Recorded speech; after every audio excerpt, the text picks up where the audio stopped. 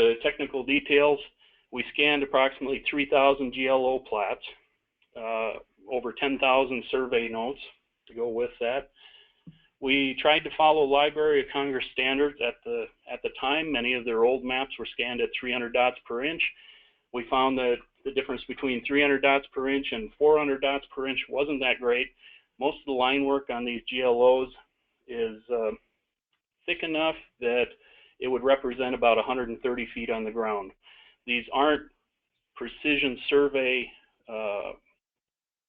grade plats. They aren't precisely drawn. They're mainly just kind of a general representation of what's going on. The important part isn't the precision of the line work. The important part is the details written on the map. Again, the files are in this are industry standard formats. Basically, the survey notes are in a PDF format. Pretty much everybody has a PDF reader on their computer. The images are in a tagged image file format, which is commonly referred to as a TIFF format. It's been around for 20 to 30 years. I would bargain to guess it will be around for another 20 to 30 years. And most anybody can open this file with free software or their proprietary software. We were able to maintain the quality and minimize the file sizes, so transfers across the internet were just fine. Nowadays, with the faster internet, we have absolutely no problem with these. In fact, they're a little small compared to everything else. We also geo-registered all of these plats so that we could drop them into our GIS systems and overlay them with aerial photography or any of our other spatial data sets. We also designed an internet map service. We started this out as kind of a cataloging system where you could go through and look for the files and download them.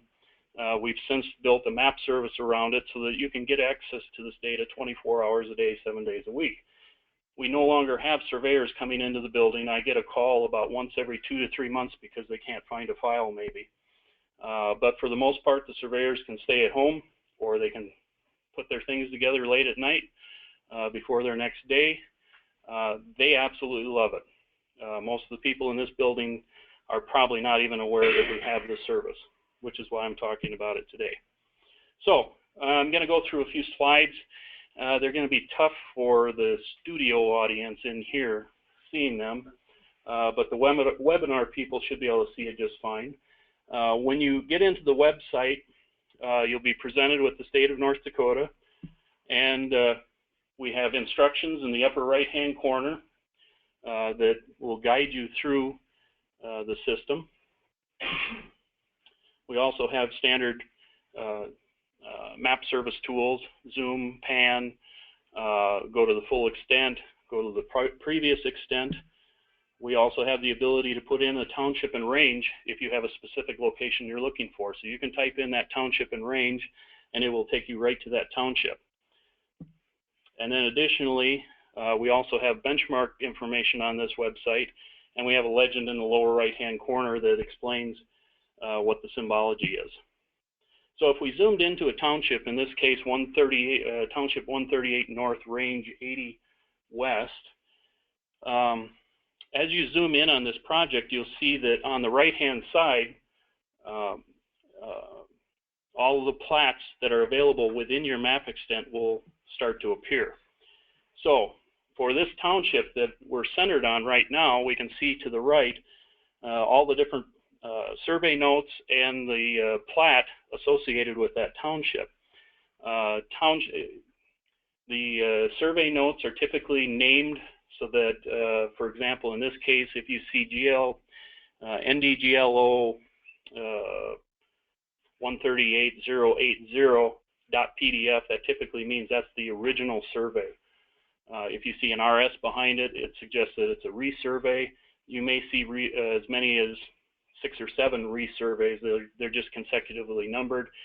Sometimes we tried to put in an area, so like it might say SE on it, or in this case, it has a military reservation on it. You'll also find the township borders. They were surveyed at one time, and then they came back and they resurveyed all the interior line work for the sections and the quarter sections. So if you click on the if you click on the thumbnail where the GLO is, it will open up the GLO on the screen. And this is just for quickly viewing on the screen. We have the original quality also available. I'll get back to that in a couple of seconds here. But as I said before, the important information is written on the map. The lengths of the sections, the divisions of aliquot and government lots, the definitions of the meander lines. As I mentioned, if you look at these plats, some of them are more interesting. They'll have stagecoach trails, escarpments, all kinds of things like that. You'll also, when you bring up one of these plats, it fills the screen, but then your cursor should come up with a little magnifying glass. You can click one more time to zoom in. For example, on this one, the date is 1873. Gives all the measures of the meander lines on the Missouri River. We also see the historic locations of Burley City, and well, Edmonton's near the top of this plat, which are no longer there. And we also see the Fred Hollenbach place to the east of Burley City. So coming back to the map, now here's the survey notes. The survey notes are what the surveyors typically use. They go through to see how the section lines were laid out. And if you click on any one of those links, of course this one is for the Fort Rice Military Reservation, and we get the first page of the note. It'll open up in a standard PDF file in another window. If you scroll down, typically there's an index diagram, and what we've done is the page numbers were written on the section lines by the surveyor to take you directly to the page where that section line is referenced. What we've done is we've gone in to every one of these and hyperlinked them so that if you wanted to look at page 4, you click on page 4, it opens right on that page so you can get to it. Now I'm having flashbacks to my mother's handwriting when I was in high school. And it is difficult to read these. If you're used to looking at survey notes, you can start picking out things, but it takes a while. If you have problems with that, don't hesitate to give us a call and ask us to help interpret. I'm not guaranteeing that I can read it any better than you can, but I've seen a few more of them. So, one last thing is I've highlighted there in the lower right-hand corner, at the bottom of all of those township references, you can get the original scan at 300 or 400 dots per inch, 300 dots per inch, I guess it was. It's geo-registered, so you can drop it right into your GIS system if necessary. Now, if you go to the top of that column, there is another tab there for benchmarks. If you look on the map, you'll see all kinds of benchmarks in blue and black, symbolized according to what I had mentioned earlier in the lower right-hand side. What you do, and this is one of our oldest map services, we need to change this so you can just click on the benchmark and have it come back with the information. But for now, you'll look at the identifying number next to it, and then go over to the table and find that additional number. And the screens I'm looking at in here, I can't see. But ID number 2996 is the Sibley number 1 plot. If you click on that link, it will come up with the third order benchmark information for that plot. Similarly, if you are looking for National Geodetic Survey data, if you find one on the map, you also look that number up in the adjoining column, click on the link, and you'll be taken directly to the National Geodetic Survey on the East Coast, and they will bring up the latest data sheet, as long as their servers are working. So I'm going to try here to do a quick run through on a demo. Okay.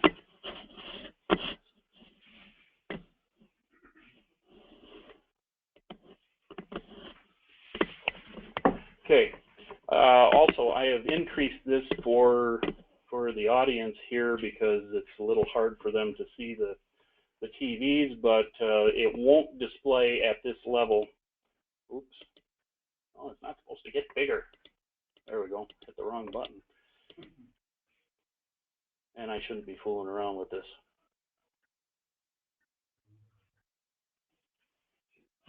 Okay, we'll just reload it. Yeah.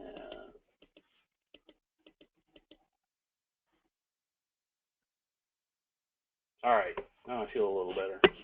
Okay, so as I mentioned over here to the right are your instructions. As you zoom in, the default is the zoom tool here.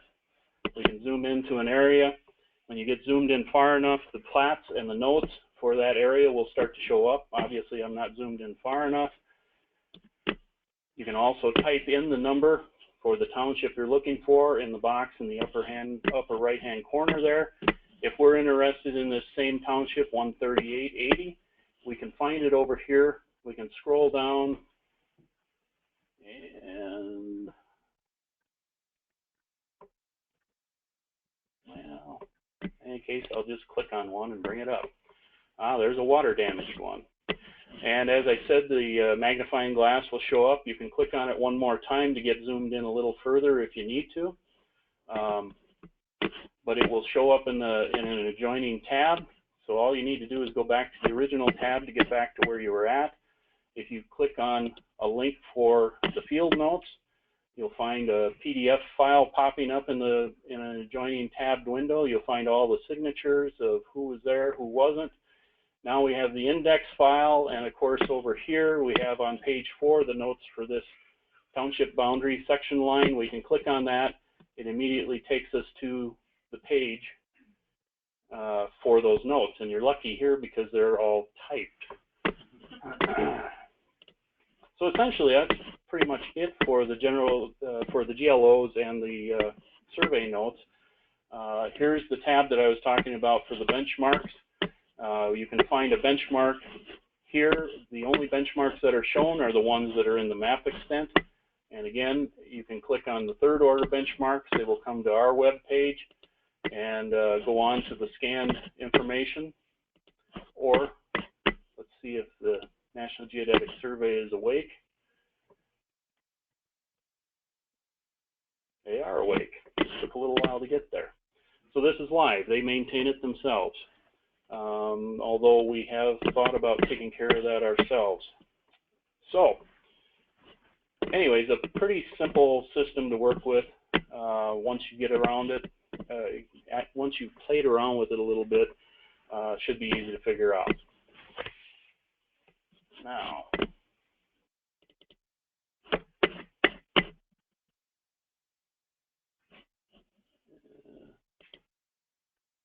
on with the show.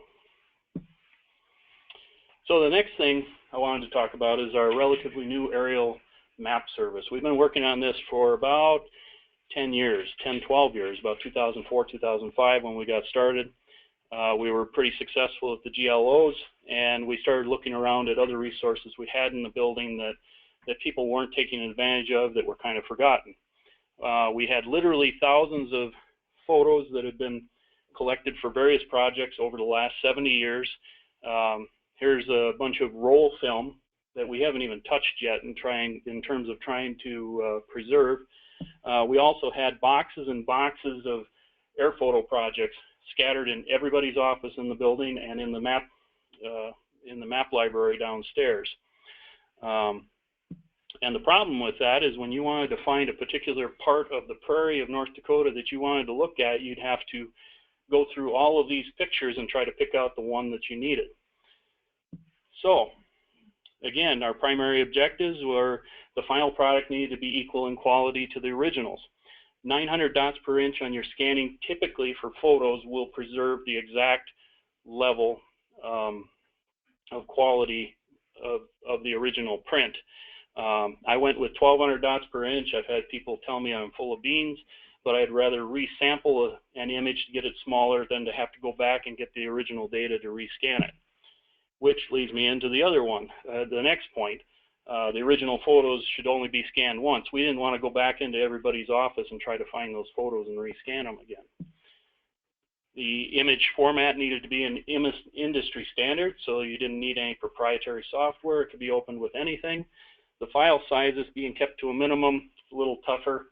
The black and white photos, typical 9-inch photo is about 160 megs. A color photo is about 400 megs, so they get a little hefty. All the photos should be geo-referenced. If you're not geo-referencing your photos, you're not going to be able to find where you're working very easily, very quickly. And then also, because of the number of photos that we had, we needed to quickly geo-register them. Thank you. A lot less noise. Lost my train of thought. So we only used 3 or 4 control points for every photo. Some people complain because the photos don't mosaic nicely. It's because we're only using 3 or 4 points. But for that reason, we also provide the original photo scan and a clipped version. The clipped version will get you a loose mosaic. The original version will include the fiducial marks so that you can collect more control points and put them into your fancy software systems and get them tied down tighter, but that's your job. So, the technical details. We scanned about 40,000 paper photos from about 190 different projects within this agency alone. The years go from about 1938 to up to 2015. I also collected 500,000 US NRCS FSA slides. They just basically asked me if I wanted them. I said, sure, I'll take them. And so basically, they are every section east of the Missouri River from 1981 through 2002, consecutive years. When the GIS, the Governor's GIS Technical Committee saw what we were doing down here, they decided to get on the bandwagon and scan in the whole state, get a layer for the whole state in as short a time period as we could get. Basically, they run from 1957 to 1962. They're also on our system and available. Most of the photos range from 2-meter resolution, which is the NAPE photography, the National Ag Inventory Program. There are 2 years that they had 2-meter, all the way down to 3-inch resolution photography, which is some of the later collects. Most of the historical stuff, you get about 1 foot to 1.5 feet of resolution, which means that the smallest thing that you can identify on the photo is 1.5 feet wide. Again, the files are industry standard formats. I will never put that in a presentation again. They are all TIFF files. I'm pretty satisfied that we've maintained the quality.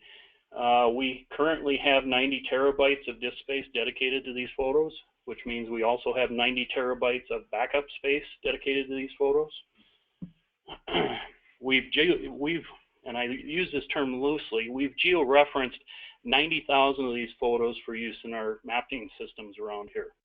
And most of it was done by Lee Krein, and why he hasn't gone stark raving loony over the last 10 years, I don't know. But basically, he could get 3, maybe 4 photos registered per hour. So you can kind of get an idea how much time he spent getting all these things registered. But we all benefited from that effort.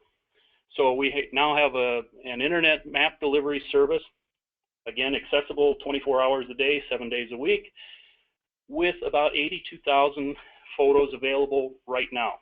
I only have about 110 projects online. I have about another 90 to 100 projects to go before I get them all online. But we're all a bunch of one-man bands around here, so they get on as importance dictates. So a quick little review of the map service. On the left-hand side are all the photography projects. They were named according to the project that was on the box or what they were collected for. So you might see Karlsruhe Aquifer, and then the date, and then the type of photos. So you'll typically see the date in a year, month, day format with the type of photography, whether it's black and white, color, infrared, or color. And again, the map extent here, by default, the map extent will define what's available. Each project is listed on the side with a download button, extra information, zoom tool to zoom to the project. And then up at the top are additional selection options. You can use the map extent to look for photos. You can select based on dragging a box, clicking a point, and defining a radius. You can select based on a watershed. You can say find all the photos that are in a particular county, township, section, or you can define a polygon. I once had someone call me up before I had this system and said, can you tell me all the photos that you've got within 1 mile of Highway 52 between Minot and Carrington, which took forever in those days. And that's when I went to Chris and said, I want a system where I can point on the map and see what's there immediately. This is the system. And then, of course, we also have the standard map navigation tools along with the township box, so you can zoom to a particular township if necessary. So the way you turn this on is if you click anywhere in that gray area that's highlighted, it will turn on the project. If you're zoomed out too far, the tiles will show up. If you zoom in further, as you zoom in further, the photos will begin to show up at about a 1 to 50,000 scale. So here I've turned on the Devil's Lake project. There's 9,000 photos in this project. I hit the little magnifying glass there in yellow. It will zoom me to the extent of the project. Again, we're not zoomed in far enough to see the photos themselves, so it may not be helpful on large projects like this. But you can use the map tools and zoom in.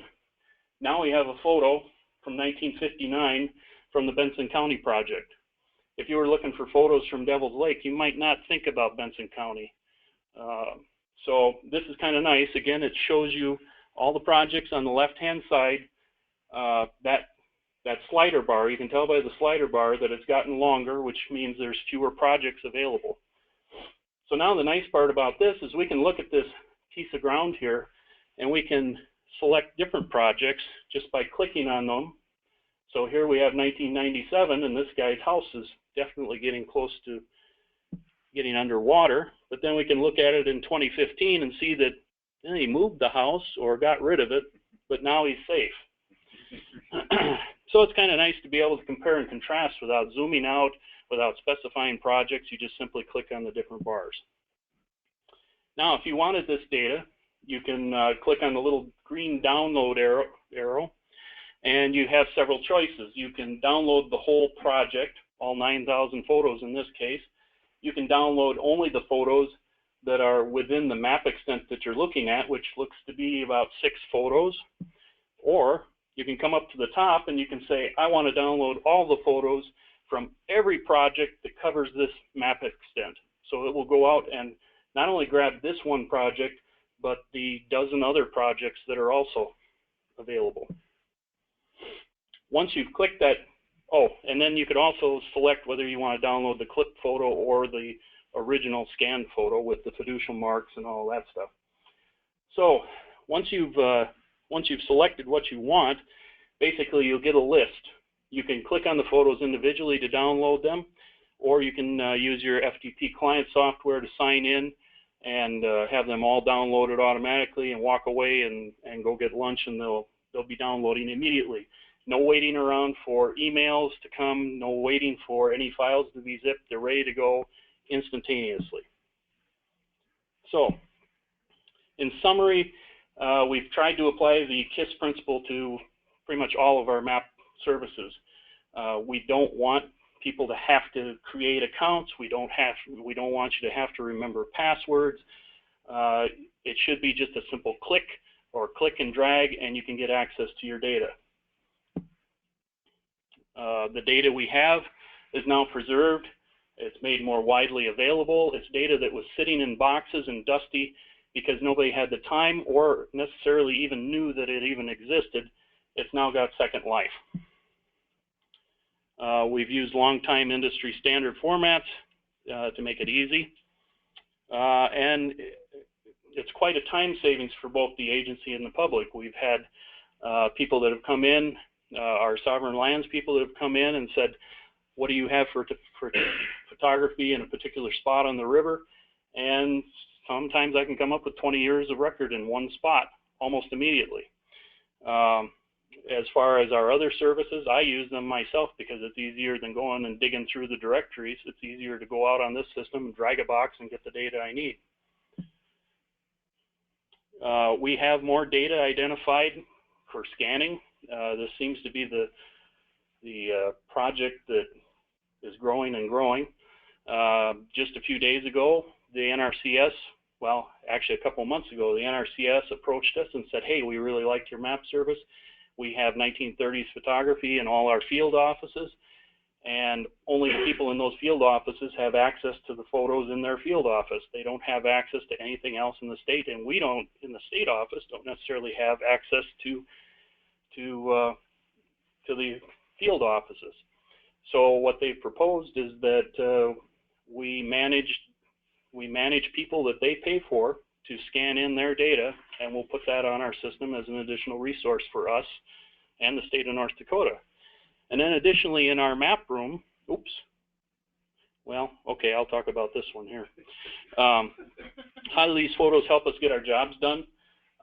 As I mentioned before, Sovereign Lands is taking advantage of this. Our dam safety person, a lot of times he's looking for dams with records that are sketchy, that are difficult to find. They've been breached for years. He can't see them on current photography, but when he pulls up the 1957 photos, there's the dam shortly after it was built. He knows exactly where it's at, what to look for.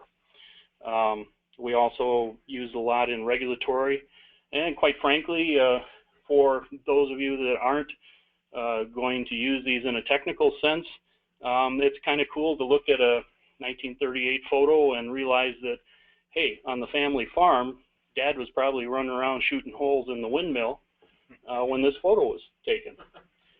There's a lot of interest that way. I've had guys come in and said, hey, can I get a copy of this? Grandma will really get a kick out of this, seeing the old farm that's now gone.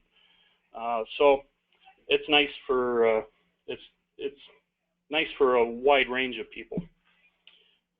This is the next project in the Water Commission itself. This is our map room. I'm guessing there's about 8,000 Air Force photos here from 1962 that cover pretty much the eastern half of North Dakota.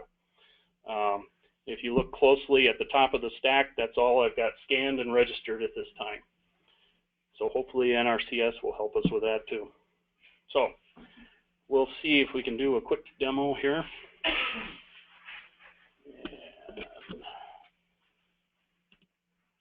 Get rid of that. All right. So once again, I'm zoomed in quite a bit so that people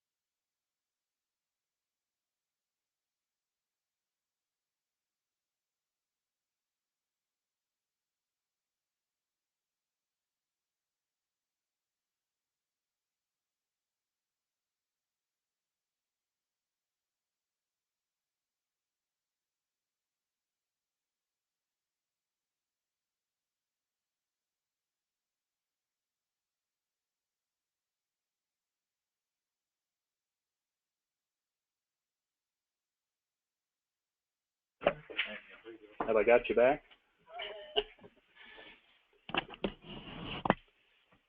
Okay. Now I'm not sure when I lost you. Yeah. But anyways, here's photos from the dam as it was being built in 1950. Let's see, there's a good one, 1999, color infrared. The image quality on these is quite exceptional. This is 1 foot resolution. We could also compare that to 2015. And then we also have mate photography from across the state available, and all we have to do is click on these to change from photo to photo. When you get zoomed in, of course, there will be this tag there which will show you the date of the photography. So this is July 7th, 2010.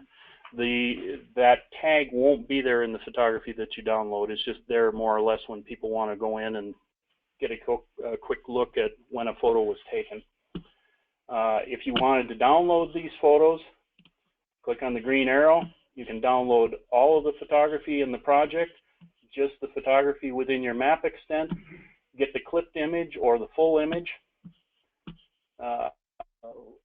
If you click on one of these, now there's only one photo in this extent, and you can zoom to that photo, or you can download the actual TIFF itself. If you've got hundreds of these photos you want to download, then you'd probably want to use the FTP software up here. So that's it. It's pretty simple, pretty easy to use, pretty easy to get access to the data.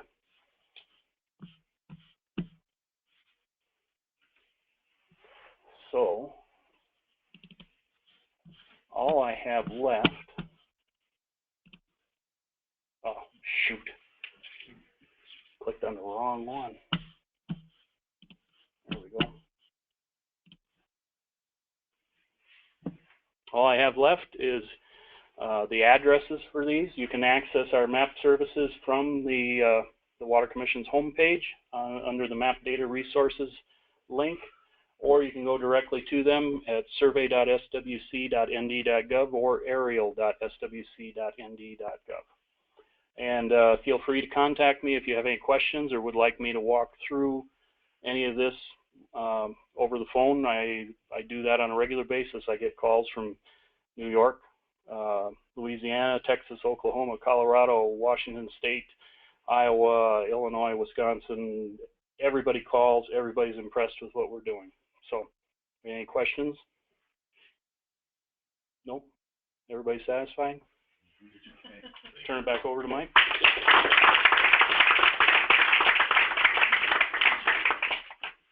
Thanks, Rod. Nice job. Our next speaker today will be Jennifer Verleger. Jennifer Verleger started with the Attorney General's office in 2009. She has a law degree, an MBA, an engineering degree from various prestigious universities, as well as a PE. She also chairs the legal committee of the Western States Water Council. In her time providing general counsel to the Water Commission, Jennifer has represented the North Dakota in the state and federal Supreme Courts, as well as state and federal district courts. And she has earned a stellar reputation for her hard work, intelligence, and humor. Jennifer started and she's laughing, right? Jennifer started representing the Water Commission at a time when a lot of incredibly important issues were coming to a head. Interstate rivers, federalism, water rights, water appropriations, drainage, and sovereign lands represent just the main issues she has worked on. Today, Jennifer will be talking about the WOTUS rule, which has the potential to have extensive and extreme impacts to North Dakota waters. Jennifer? Wait, don't run too far because I didn't get your thing. Do I just click on here? Chris is ghosting it, so start it to the initial part, right there, and then just click to... Okay. Well, welcome. Thanks for all those nice things I told you not to say about me, Mike. Like I said, I'm here to talk about WOTUS, so try and wake up because it's not that exciting, and it's 2:45. So, as most people I think are probably aware, the EPA and the Army Corps of Engineers put out a new WOTUS rule this past summer. The WOTUS rule did three things. It listed what waters are now covered by the Clean Water Act. It listed specific exclusions that they're now going to have, which they've never listed exclusions before, so that's a new thing. And they also defined a bunch of new terminology. So when we're going through here, the new terminology that they've defined, I've always put it in a red font so that people know you have to go back and reference the new definition. Also, just to let other people know, maybe on the webinar, I prepared this for North Dakota specific, so there's a few other things in the rule that talk about you know, ocean tides and Great Lakes and things like that. I didn't really cover them here because they're not relevant in North Dakota with all of our fantastic shoreline. So just be aware of that. Also, I know there's a lot of words on these slides, which I typically hate, but they told me you're not going to see me on the webinar, you're only seeing the slides, so I wanted to make them complete that people would have all the information. Okay, so starting out, we have traditional navigable waters. So these are the waters that were used or susceptible of being used in the past for navigation in foreign commerce. We're talking big things like the Mississippi River, the Missouri River, things like that. The Corps and the EPA sometimes call these the A1 waters because they're found in section 328.3A1. So sometimes for shorthand they refer to them as the A1 waters if you hear that. They're also sometimes called the traditional navigable waters, which is what I refer to them as. And also something else to keep in mind is this definition is very similar to the definition that Jerry and the sovereign lands people use for sovereign lands purposes, but the two things are not related. So just because someone's referring to navigable, sometimes you have to ask if you're talking navigable for sovereign land title purposes or if you're talking navigable under the Clean Water Act. So there's 8 categories in the new rule. The first 3 are what I call the primary waters. These are the ones that they're not too controversial. They've pretty much always been under the control of the federal government, so those kind of get grouped together. So those are the traditional navigable waters that we just talked about: the Missouri, the Red, the James, you know, those big waters that everyone would think of. You also have interstate waters, including all interstate wetlands. So you see here, that's the first red definition. So wetlands is a new term that they've just recently defined in the new rule.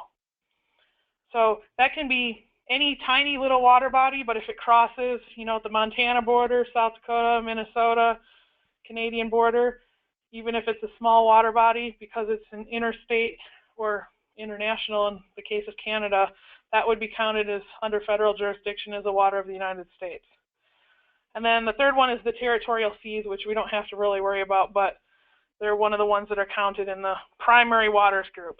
So I also refer to these as the primary waters because when you read the actual rule, they go through and list these all out individually about 10 million times, and so it's easier if you group them all together as primary waters.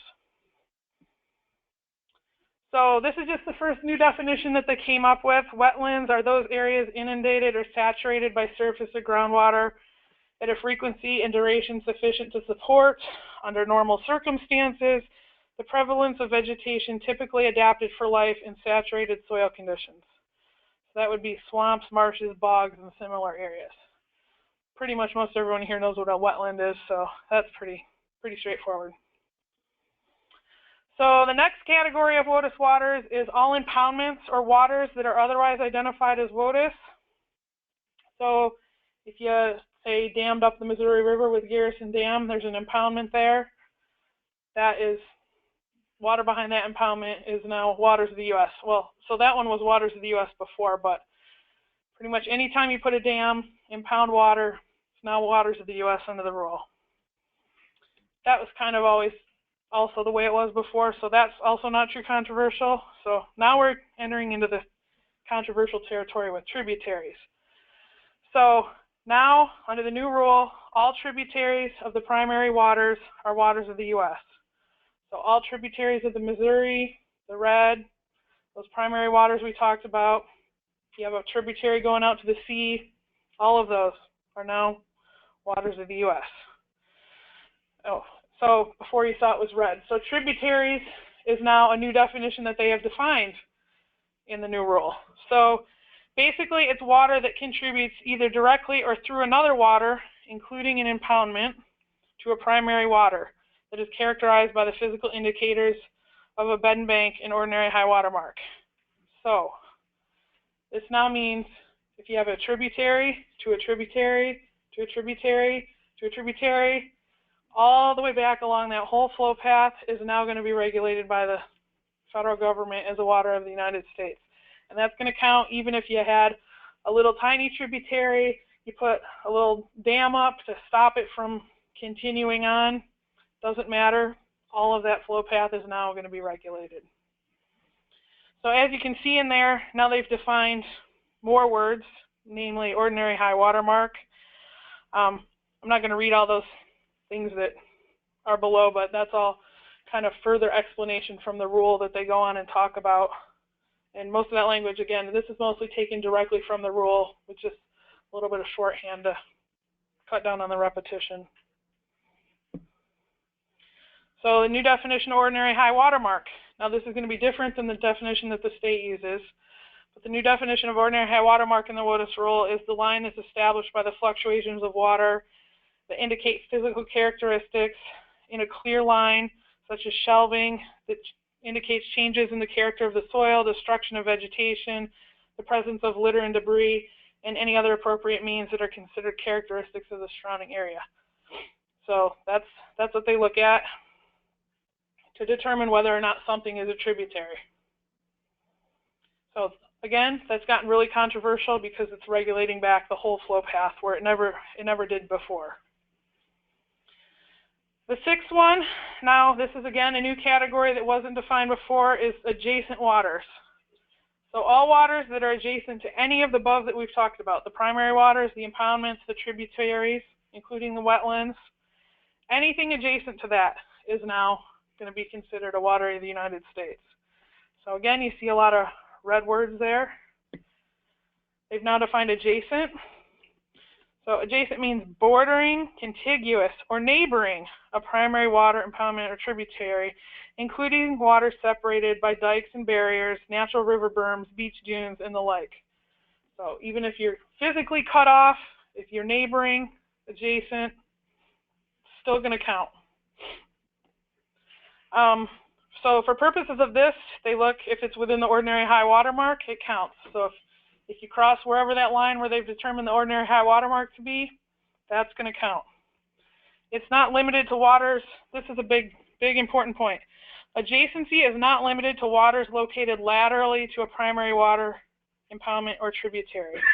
So if it's not located laterally, we can only assume that means it's located vertically, which would mean groundwater. So the EPA has made a lot of noise about, well, this rule doesn't regulate groundwater, we're not regulating groundwater. Well, you might not be regulating the groundwater itself, but if two water bodies are connected by groundwater, as we know across North Dakota, there's a lot of shallow groundwater aquifers. Now you're going to get that connection and they're going to regulate it. So they might be regulating point A, not regulating the groundwater in between to regulate point B. So that's obviously extremely controversial. You'll see up in the at the top line where they define adjacent, they talk about neighboring. They've also defined what neighboring means. So all waters within 100 feet of the ordinary high water mark of the primary water, impoundment, or tributary. If one little bitty bit of that water body crosses the 100-foot line, the whole water body is considered now a water of the United States. They've also defined it to be all waters within the 100-year floodplain of the primary water, impoundment, or tributary, and not more than 1,500 feet from the ordinary high water mark. Again, if you cross that threshold, you're going to be in federal jurisdiction. And then the other one is all waters within 1,500 feet of the high tide line of the Great Lakes or an ocean. So we don't really have to worry about that one here, but just for completeness. So the two things to remember are 100-year floodplain, ordinary high water mark within 100 feet. I also put what their new definition of the high tide line is. Again, not too relevant to North Dakota, but it's there for people who want it. The next category is number 7. So this is a huge one for North Dakota. All prairie potholes where they have been determined on a case-specific basis to have a significant nexus to a primary water. So the prairie potholes they look at on a watershed basis to the nearest primary water. So they're going to take, say, all of the potholes in the Red River water basin, and they're going to look at those, they're going to look at your pothole and all the ones that are similarly situated in the watershed, and then they're going to decide if those together have a significant nexus to the water body, which, as we all know in North Dakota, there's a lot of prairie potholes out there, so combined all together, they're probably going to have a significant nexus to the major water body. This category 7, there's also some other features. You know, I focused on the prairie potholes because we're in North Dakota, but they've also called out 5 water features. So they have the Carolina Bays and Delmarva Bays. Maybe Brady back there can tell you what those are. Pocasins, Western Vernal Pools, and Texas Coastal Prairie Wetlands. So they're all being looked at kind of the same way that prairie potholes are being looked at. So people across the country are obviously very concerned with this rule. So again, we have more words that are red, significant nexus being the one that hasn't been defined yet for you. So the significant nexus means that a water, including wetlands, either alone or in combination with others that are similarly situated, significantly affects the chemical, physical, and biological integrity of a primary water. So again, in the region, they're going to look at the entire watershed. In order for the effect to be significant, it has to be more than speculative or insubstantial. Who knows what that means when you're dealing with the EPA? They've defined every other word, but not those. Waters that are similarly situated when they function alike and are sufficiently close to function together in affecting downstream waters. And a water has a significant nexus when any single function or combination of functions performed by the water alone or together with similarly situated waters in the regions contribute significantly to chemical, physical, or biological integrity of the nearest primary water. So basically what they're looking at here in the prairie pothole situation is they're looking at fill and spill. So, you know, prairie potholes fill up when it's wet, they spill over into the next and the next and the next, and eventually make their way to the primary water. So this is just kind of a list of the things that they look at when they are determining the significant nexus. So sediment trapping, nutrient recycling, you know, you can kind of all read the list there, but there's quite a list of things that they're going to look at. So I'm sure if they're going through that whole list, they're going to be able to find some way that there's a significant nexus to whatever water body they're looking at. And then the last category is all waters located within the 100-year floodplain of a primary water and all waters within 4,000 feet of the high tide line or ordinary high water mark. Again, of pretty much all the first ones that we talked about. And those are looked at on a case-by-case basis, again, using the significant nexus test to see if they have a significant nexus to the primary water. Also, again, to emphasize, if it's determined to have a significant nexus, as long as it crosses whatever that boundary is, the 100-year floodplain or the 4,000 feet of the ordinary high water mark, the whole water body counts. So we have a couple examples.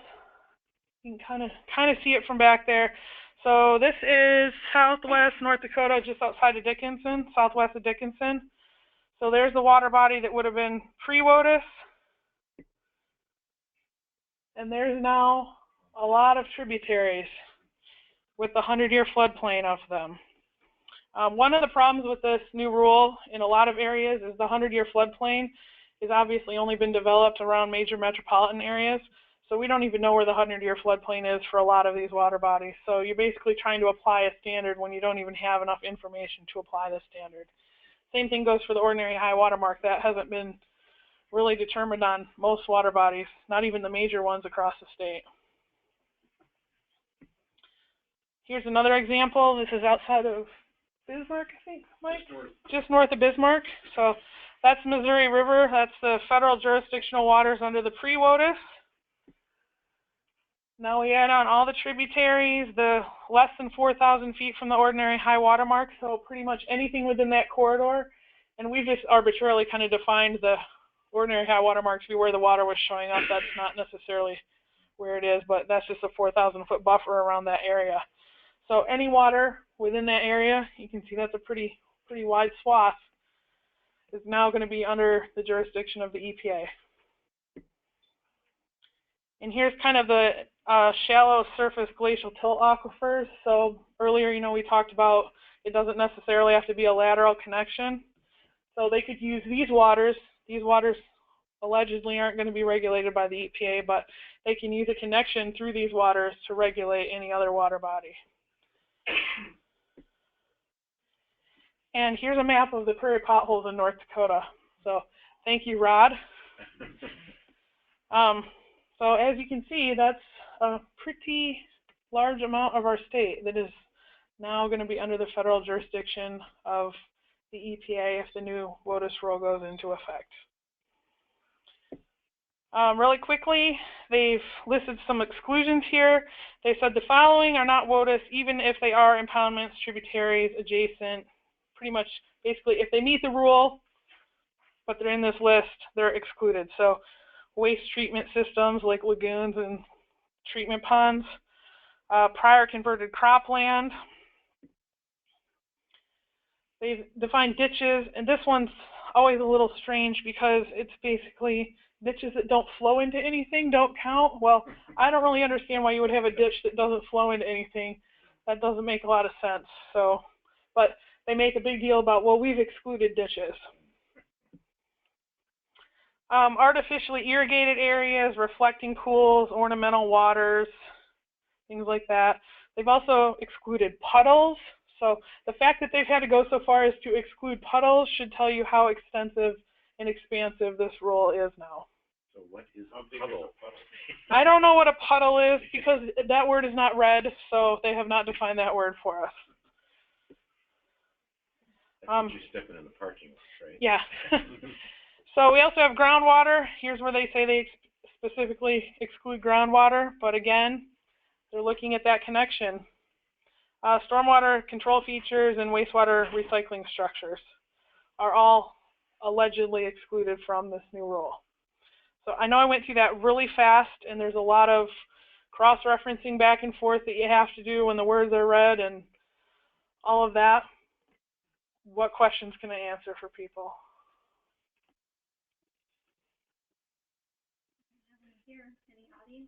Anything. It looks like to me that the Red River Valley would be almost exclusively everything under their control. So I don't know if the webinar people can hear, but the question was, it looks like everything in the Red River Valley would be exclusively under the control of the EPA. Yes, that's pretty much what that means.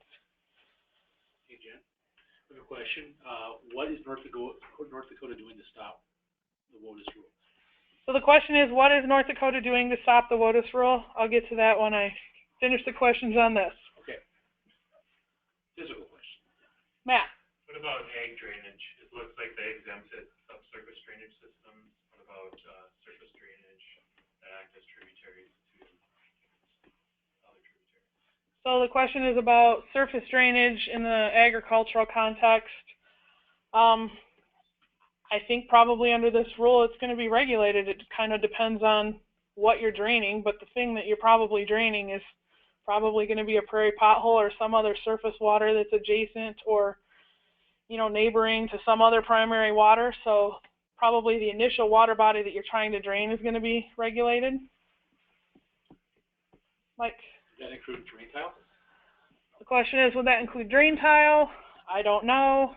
I don't think that they would probably be regulating the drain tile itself, but again, they'd be probably regulating the water body that's trying to be drained. This rule hasn't gone into effect yet, so a lot of these questions, when I can't answer them, it's because nobody knows because they haven't implemented it yet. Anything else? Questions? Nothing on the webinar? One more. Oh. In Rapinos, they started out saying that the significant nexus rule was the most restrictive to get up to a majority, but now through definition, they seem to have expanded the definition past what would be fit under the rest of the opinion. Could you comment? So the question for their webinar, to very quickly summarize, is that the Rapanos case discussed the significant nexus test, and that's kind of the holding that came out of that very messy plurality opinion in Rapanos. And the question is, hasn't that been expanded under this new definition? And I would say yes. I don't know how much further I can comment besides yes, we think it's been expanded, and that's kind of one of the claims that we're making against the EPA in our litigation. So Moving on back to the question about what North Dakota is doing about this. We are in litigation, so these slides are kind of a legal update. I won't go through everything in detail because there's kind of a lot here. I've given whole presentations for an hour and a half on the litigation, so real quickly. The Corps issued the proposed rule in April of 2014. The purpose, they say, was to clarify and reduce confusion, and it was immediately controversial. We worked State Water Commission, Attorney General's office, Governor's office, DOT, Health Department, Department of Agriculture. I'm probably forgetting some people in there, but all the state agencies worked on a big comment letter that we sent in, you know, opposing and commenting on the proposed rule.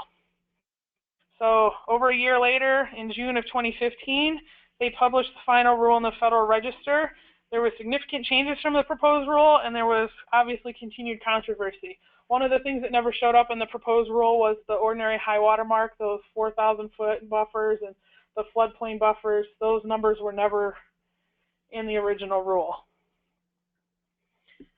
So they published it. Next thing you know, lawsuits are filed. That was to be expected. A really unique issue that's going on in this case right now is there's jurisdictional confusion about which court needs to hear this case, or these cases. There's several of them. So a normal case, when you would sue it out, the normal progression, it would go to the district court. In this case, we're in the Fargo District Court. And then you would, get a ruling out of that. You would go to the Appellate Court, which for us is the 8th Circuit. And then you would make it to the U.S. Supreme Court, which is pretty likely that this will make it to the U.S. Supreme Court. But Clean Water Act cases are a little bit different. There's exceptions, 7 of them, within the language of the Clean Water Act itself that say specifically if these specific types of cases arise, they're supposed to go directly to the appellate level. So you would skip the district court level, go straight to the appellate court level. It was really unclear whether, we don't think it was really unclear, but there was some unclarity about whether or not we needed to sue this in district court or if we needed to go up to the appellate court level. And so the result of that was that we filed 2 separate cases. The EPA, when they published the rule, they gave strong indications that they believed that we needed to sue at the appellate court level based on some of the language that they had in there referencing the Clean Water Act. So anyway, so we filed 2 separate cases. Yes. Question is, under Section 404 permits, haven't the Corps of Engineers been using an expanded definition of the Waters BNS rule to include wetlands for a long time?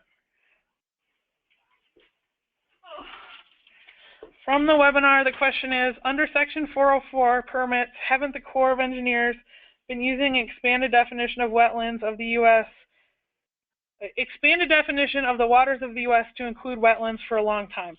The wetlands part, yes, has been in use for a long time. They've just now finally defined the term wetlands. I think there's been a general consensus, at least among the states, that there's been a lot of regulatory creep in this area. So, there's been a few cases and they get pushed back from the Supreme Court and then they expand again and there's pushback in a Supreme Court case. And so there's kind of a whole line of cases. Bayside, Riverside, there's the Swank case, and there's the Rapanos case are kind of the 3 main cases that people know of. I know you guys aren't lawyers, so just throwing those out there. Okay, so back to the cases. So we filed this protective filing with the 8th Circuit case in July of 2015. So protective filing is basically we went to the 8th Circuit Court and we said, hey court, we filed our case in district court and we think we belong in district court, but we don't want the statute of limitations to run, so we're filing this protective order just to or protective filing just to kind of get in front of you and save our place in line in case we're wrong about which court we need to be in. So, what happened? Oh. So, like I said, there's lawsuits all across the country. And so basically they take all of those protective filings, they put them in a big hat and they draw one out and they pick a district and then everyone gets consolidated into that district. So we were transferred over to the 6th Circuit in July. The 6th Circuit most of the people in the Sixth Circuit submitted a motion for a protective injunction, and that's grayed out because we didn't join that, because in the meantime we had already gotten an injunction in our North Dakota case, and so we didn't feel that we needed to go to the Sixth Circuit since we didn't think we belonged there anyway, so we didn't ask for an injunction under that. But that court eventually, they granted a nationwide PI in October, and they said until the court decides on the jurisdictional issue, that preliminary injunction will be in effect. There was argument on the jurisdictional issue in December of 2015. There was a 3-judge panel, so that's all of the judges in that district. They picked 3 of them, and those are the 3 that hear the case. So we just, earlier this week, February 22nd, we got an opinion out of the Sixth Circuit on jurisdiction. So it was kind of like the Rapanos case, where it was many opinions and you kind of had to pick out what was there and how they correspond.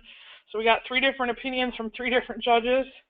The lead opinion was Judge McKeague wrote it, and just kind of noted that he's a Republican appointee because it's kind of odd the way they ruled based on how you would have thought they would have ruled because of the politics. So he says jurisdiction belongs in the appellate court. So he agreed with the EPA that we belong in the Sixth Circuit court there. There was a concurrence by Judge Griffin, who is a Republican appointee.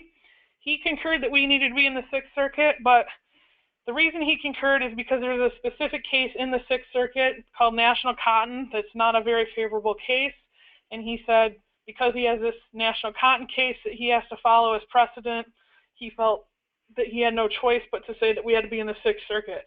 But the whole opinion is, he starts out with that, and the whole opinion is, but I really like North Dakota's argument and all these things that North Dakota said and the other states said, I totally believe them, and then ends with, but I find against them because of National Cotton should be overturned. Because it was a 3-judge panel, the 3-judge panel can't overturn the precedent. They would have to sit what's called en banc, which means they gather all the judges in that circuit. All the judges would hear the case, then they could overturn the previous precedent. We also got a dissent out of Judge Keith, who's the Democrat appointee, and he said jurisdiction belongs in the district court. So he would have kicked us back to North Dakota. The interesting thing about all this is we're not in the Sixth Circuit, we're in the Eighth Circuit. So that precedent is not binding on Judge Erickson in the Sixth Circuit. So we'll have to see kind of how these issues play out. Like I said, this opinion just came out this week, so nothing's really happened yet. But North Dakota's obviously going to go in front of Judge Erickson and say, look, hey, Judge, 2 of the 3 judges actually agreed that you have jurisdiction, so you're not bound by that Sixth Circuit precedent, so let's move forward in our case. So, speaking of that case, we have the case that's on the district court track. Like I said, the rule was published in June of 2015, and we filed suit that same day. There was 13 states that were with us. They're listed there. We filed in Fargo, so we're in front of Chief Judge Ralph Erickson. And since the case has been going on, the Iowa governor has joined our case, so we now have 14 states. So the first thing we did was we filed a motion. Well, the first thing that happened was the EPA filed a motion for a stay. So they wanted everything put on hold until some of these jurisdictional issues were worked out. It talks about the JPML hearing there. So that's similar to where we all got sucked into the Sixth Circuit and we're all being heard in one case there. There's a similar thing at the district court where you go in front of this jurisdictional panel on multi-district litigation, and the EPA was asking, hey, transfer all these, I think there's 23 district court cases, transfer them all to one district so we can hear them all there. So the federal agencies asked that all the district court cases be transferred and consolidated in Washington, D.C.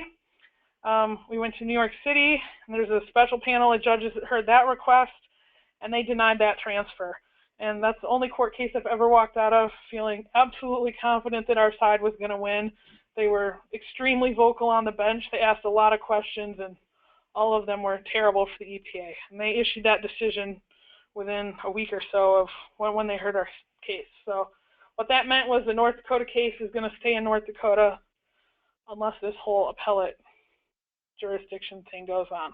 So our North Dakota, whoa. Oh, yep, that was right. Okay. So in our North Dakota District Court case, we asked for a preliminary injunction. We asked for that on August 10th. The EPA asked for the hearing to be delayed, and the judge said, absolutely not. This is when it fits in my schedule. Get out here. We're having the hearing. And so we had the hearing on August 21st. The Ag Commissioner, Doug Goring, Todd Sando, Lynn Helms, and Dave Glaw all testified at that hearing out in Fargo. The EPA, because of the way the hearing schedule was, because of the way the judge's schedule was, the EPA hadn't actually even submitted their final brief by the time we went to hearing, which is really unusual. Usually all the paperwork is in, and then you have the hearing. So they had a couple days to get their brief in.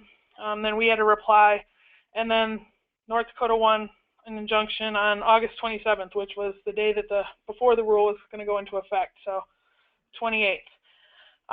The important thing out of that opinion is that it basically, preliminary injunctions are very difficult to get, and you have to demonstrate a substantial likelihood of success on the merits. So that's the court saying, most likely, from what he can see so far, North Dakota is probably going to prevail. So that's really great. Again, no guarantee, but so we got the injunction.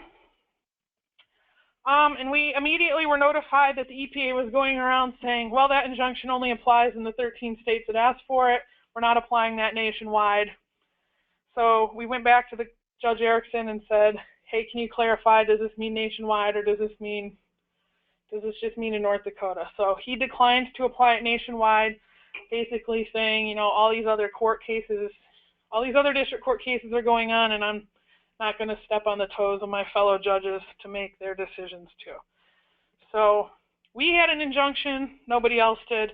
That's why once we got to the Sixth Circuit and we were arguing about jurisdiction there, all those other states asked for an injunction, which that court granted. So currently right now, the whole country is under injunction. The WOTUS rule is not in effect. So again, the EPA asked for a motion to stay. This time they wanted the case to be on hold until the JPML transfer issue was decided. The judge kind of just sat on that, and then the motion became moot because the JPML hearing panel said, nope, we're not transferring it.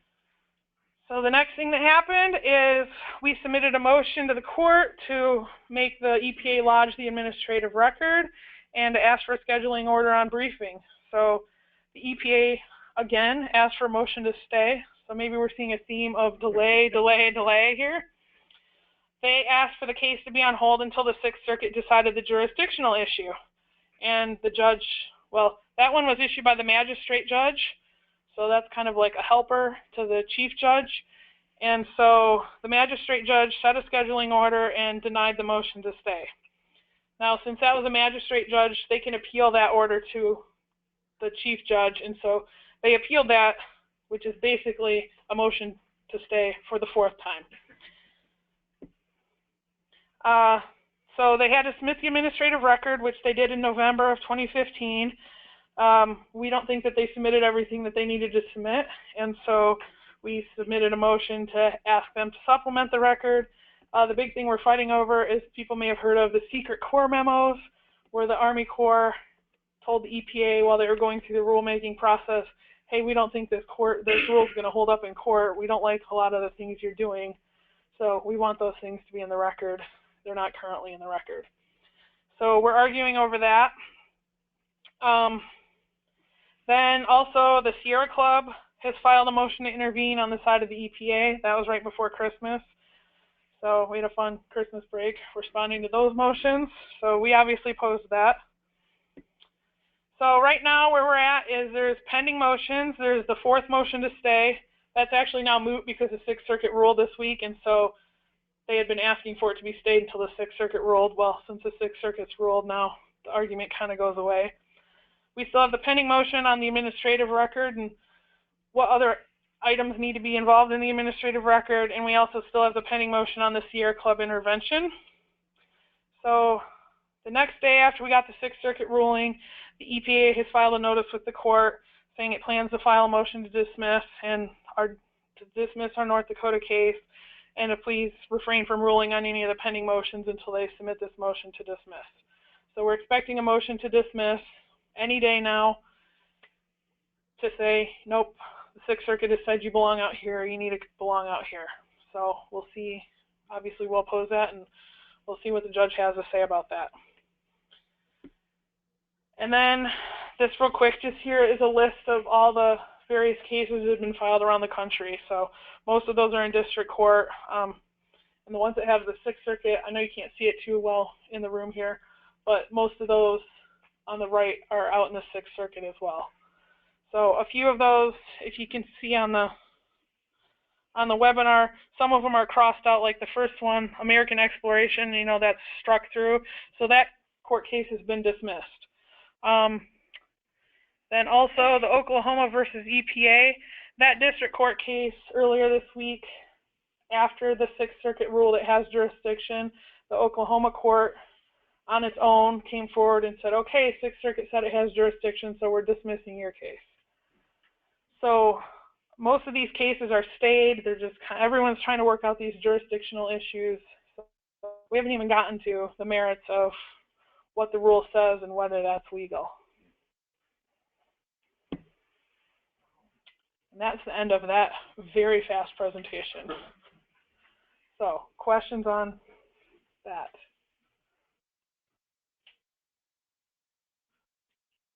Blown away. Yeah. Outstanding. Thanks, Dan. Nice job. Nice job, Rod, as well. That's going to wrap it up for today. Again, if you would like to review the presentations we were given, or send them to someone you think that would find them interesting and or useful, they will be available on the State Water Commission website at swc.nd.gov. And if you would like to recommend a presentation or topics or speakers, please contact Jesse Wald, JESSIEWALD @nd.gov. Look for more water forums in the future. Thanks and have a great day.